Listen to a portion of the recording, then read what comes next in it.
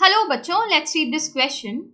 During CO2 transport, HCO3 negative diffuses from erythrocyte to plasma and in turn upsets the ionic balance momentarily. In order to keep the ionic balance, an equal number of chloride pass into the erythrocytes from plasma. This is called. अब आप यहाँ पर देखिए, जब आप carbon dioxide का transport पढ़ते हैं ना, तो आप ये जानते हैं कि कुछ कार्बन डाइऑक्साइड कार्बोनिक एसिड के फॉर्म में ट्रांसपोर्ट होता है. ठीक है, कितना? लगभग 7% H2CO3 के फॉर्म में ट्रांसपोर्ट होता है. और बाकी जो आप देखते हैं, कुछ ट्रांसपोर्ट होता है बाई कार्बोनेट के फॉर्म में, by carbonate of sodium and potassium, इनके फॉर्म में होता है 70%. फिर रह जाता है कार्बामीनो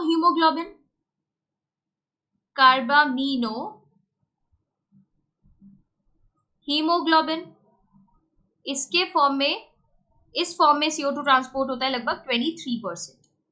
ठीक है, अभी यहां पर बात कर रहे हैं, देखो यहां सेल है, सेल के अंदर मेटाबॉलिक प्रोसेसेस चल रहे हैं. वो मेटाबॉलिक प्रोसेसेस में क्या रिलीज कर रहे हैं? CO2. ये भी तो पता होना चाहिए ना कि ये CO2 कहां से आ रहे हैं. जो मेटाबॉलिक प्रोसेसेस हो रहे हैं उनमें रिलीज हो रहा है. तो ये CO2, क्योंकि सेल और टिश्यू के अंदर इसका कंसंट्रेशन ज्यादा हो गया, तो ये डिफ्यूज कर जाता है सेल और टिश्यू से ब्लड के अंदर. ब्लड के अंदर कहाँ जाता है? आप देख रहे हैं, ये कुछ प्लाज्मा में, कुछ कहाँ जा रहा है? आरबीसी के अंदर. आरबीसी के अंदर यहाँ ये जो बना हुआ आपको नजर आ रहा है, ये है कार्बामीनो हीमोग्लोबिन. और कुछ कार्बन डाइऑक्साइड मॉलिक्यूल वाटर के साथ रिएक्ट करते हैं और H2CO3 बनाते हैं. फिर ये H2CO3 किसके प्रेजेंस में बनता है? एक एंजाइम, बहुत इंपॉर्टेंट एंजाइम है, कार्बोनिक एनहाइड्रेज, जिसका कंसंट्रेशन आरबीसी में ज्यादा होता है, प्लाज्मा में कम होता है. ये जो आप देख रहे हैं H2CO3, फिर ये आयंस में टूट जाता है HCO3 negative and H ion. ये जो HCO3 नेगेटिव होता है ना, यहाँ पर कैरियर मीडिएटेड ट्रांसपोर्ट आपको देखने के लिए मिलेगा. ये HCO3 कहाँ चला जाएगा? फिर प्लाज्मा में चला जाएगा. और आप क्या देखेंगे? आप देखेंगे बाइकार्बोनेट क्लोराइड कैरियर प्रोटीन्स भी होते हैं यहाँ पे, जिनके हेल्प से ये क्लोराइड आयन प्लाज्मा से कहाँ चले जाते हैं? आरबीसी के अंदर, आयनिक बैलेंस बनाए रखने के लिए.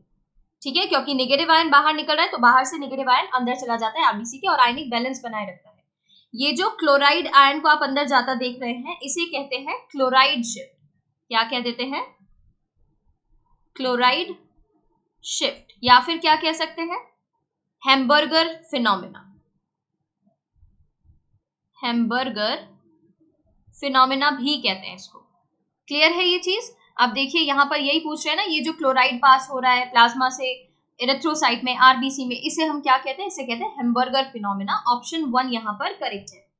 फिर दे दिए बाइकार्बोनेट शिफ्ट, तो बच्चों इसको बाइकार्बोनेट शिफ्ट तो नहीं कहेंगे, ये इनकरेक्ट हो जाएगा. कार्बोनेशन, कार्बोनेशन आप क्या किसको कहते हैं? कार्बोनेशन वो केमिकल रिएक्शंस होती हैं, chemical reactions of carbon dioxide to give carbonates, bicarbonates and carbonic acid. ठीक है, तो यहाँ पर इसे कार्बोनेशन भी नहीं कहेंगे. बोहर्स इफेक्ट क्या होता है? बोहर्स इफेक्ट आप जानते हैं. बोहर्स इफेक्ट में आप ये देखते हैं, ये हीमोग्लोबिन ऑक्सीजन की बाइंडिंग के बारे में बताता है. ठीक है, बोहर्स इफेक्ट ये जो होता है ना, ये हीमोग्लोबिन ऑक्सीजन की जो बाइंडिंग होती है और उसकी एफिनिटी, देखा जाता है कि जब एसिडिटी और कार्बन डाइऑक्साइड की कंसंट्रेशन इंक्रीज होती है ना, एसिडिटी इंक्रीज हो रही है या फिर इंक्रीज हो रहा है कार्बन डाइऑक्साइड का कंसंट्रेशन, तो देखेंगे कि ऑक्सीजन हीमोग्लोबिन जो है वो डिसोसिएट हो जाएगा. तो जो बाइंडिंग कैपेसिटी वो क्या हो रही है? लूज हो रही है. तो यहाँ पर एसिडिटी से अफेक्ट होती है ऑक्सीजन हीमोग्लोबिन बाइंडिंग, और CO2 के कंसंट्रेशन से भी होती है.